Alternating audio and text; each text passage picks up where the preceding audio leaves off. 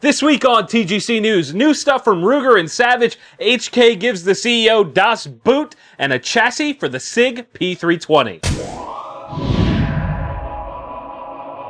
Keep the heat where it belongs with suppressor wraps and pouches from Cole-Tac.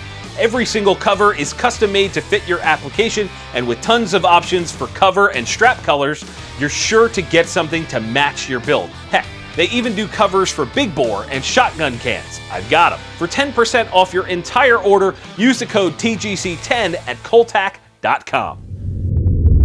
Welcome back to another episode of TGC News, the only gun news show that covers things you actually care about. My name is Jon Patton. Not only am I giving away a POF Revolution 308 piston-driven rifle and a trip to come hunting with me for some hogs down in Alabama, but right now, until the end of the week, you can get 10% off of everything at tgcgear.com with the code LABOR10. You still get the entries to the giveaway and everything. The giveaway ends September 15th, so get on it. There's a link to the rules down in the description below to find out all the details. I cannot wait to take one of you guys along with me on the trip of a lifetime. Now, the news and stuff, right? Let's kick this week off with some new guns. First up, Savage has expanded their line of BA stealth rifles by adding a ton of left-handed models. Now, if you're right-handed and you're saying, John, I don't really care, this doesn't really matter to me, imagine if you had to do everything with a gun and that felt backwards. Sort of like you were forced to shoot a gun upside down all the time or something like that.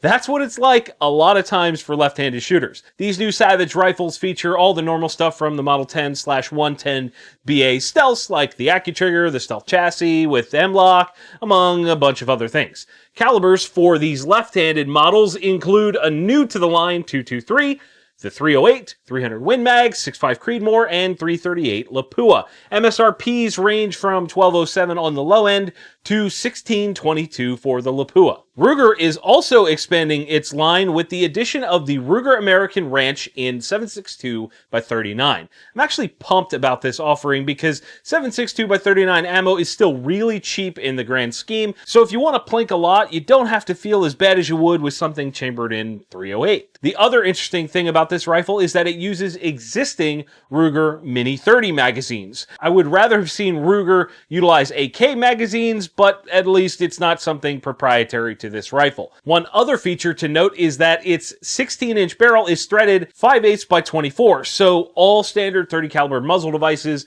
and suppressors should work just fine. MSRP on the Russian-American hybrid from Ruger is $599. It seems to be the time of year when companies are switching their attention away from releasing new stuff now in favor of SHOT Show launches in January. That being said, it's cool to see some expanded lineups from Savage and Ruger. And in more gun industry struggle bus news, HKAG, the parent company of Heckler & Koch, fired their CEO/chairman of the executive board just a few days ago on August 28th. This is an interesting move from HK because they've been seemingly doing well for the past few years with the introduction of the VP9 and its various offspring. The US market is a big fan of HK pistols, to the point where HK is actually currently building a new facility in Georgia. Nathaniel F. over at the Firearm blog made some great counterpoints to that, though. He said, the company has also had persistent financial difficulties to the tune of hundreds of millions of dollars of debt, coupled with serious management issues.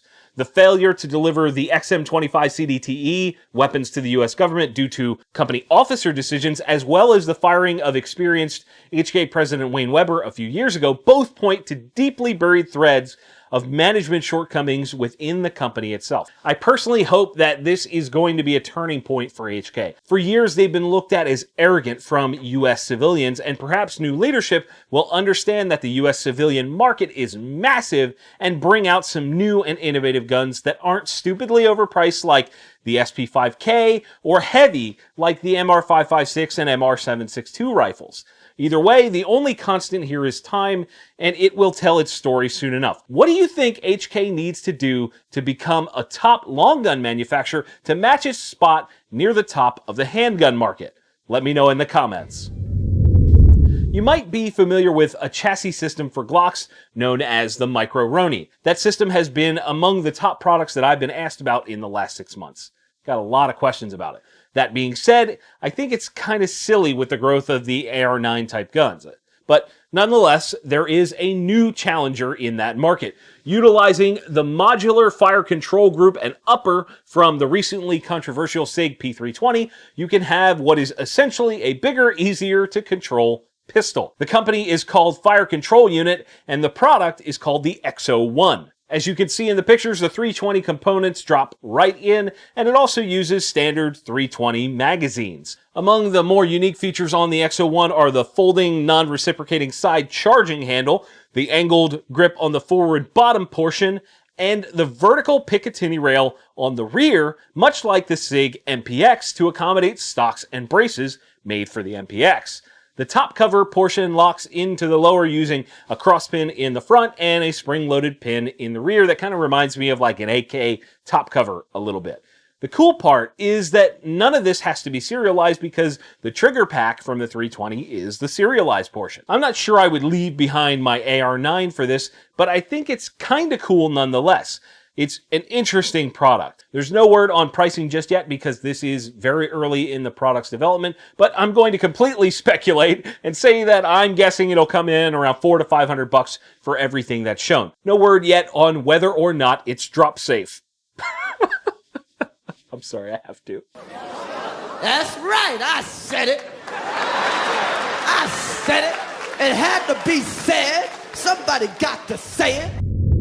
The new Bloodline series of AR-15 barrels from Rosco Manufacturing combines their years of industry experience making barrels for OEM use and brings that straight to you, the consumer.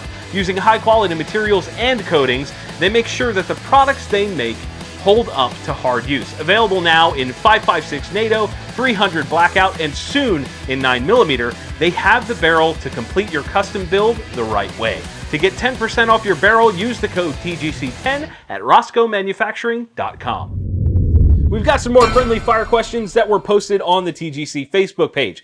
The first one is from Matthew Hartnett, and he asked, what is the cheapest gun you've bought? Believe it or not, I used to own a Mosin Nagant. It was a hex receiver made in 1928, and I paid $125 for it. I shot it once, and then looked down the bore at the amount of nonsense from the corrosive ammo that I had to deal with. I cleaned it, and then I immediately sold it for $125. They're fun guns, but I'll let other people have the pleasure of owning them. The next question is from Mike Pevine, and he asked, 9, 45, or 10mm for concealed carry? That's a simple one. The answer is yes. The reality of the situation is that something is better than nothing, and whatever gun chambered in whatever caliber you shoot best is what you should be carrying. Obviously, the gun needs to be practical to carry, but my point is that those three calibers are all sufficient, and I've carried all three of them in various situations. There's no one that's better than the other there. It's what you shoot well and what is practical. And because I feel like it, let's do another one. One more time. Brian Stackhouse asks, would you hunt hogs with a 5.56? Absolutely. However, the key in that equation is ammo selection. I've got experience with the Lehigh Defense Controlled Chaos, both in the brass and copper versions, and I know that stuff will drop a pig, no question. But I've also heard good things about the Bore Buster from Freedom Munitions, and I'm really curious about the Hornady Full Bore as well. Maybe I'll have to do some kind of gel tests or something like that to find out. You need to make sure that the ammo you use has a really solid terminal effect on target when it comes to pigs, because if it doesn't, and you shoot a big bad bastard, you might just piss it off. Now, my friendly fire question to you guys at home. What would be a dream hunting trip for you? Yes, I'm absolutely asking for the reason that you think I'm asking. Let me know down in the comments below, and if you have a question you want answered right here on TGC News, you can send it to me via the Friendly Fire page on theguncollective.com. And that is it for this week's show. Guys, do not forget to get entered in the TGC Bacon Bash and get that discount this week only. And if you enjoyed this episode, hit that like button and share it with your friends. That is a massive help. If you didn't, let me know why down in the comments section. And if you haven't, please get subscribed. You won't want to miss a single week of the show. And as always, thank you all for watching. We'll see you soon. The shirts worn in today's episode of TGC News were provided by Patriot Patch Company. Click the link in the description to learn more.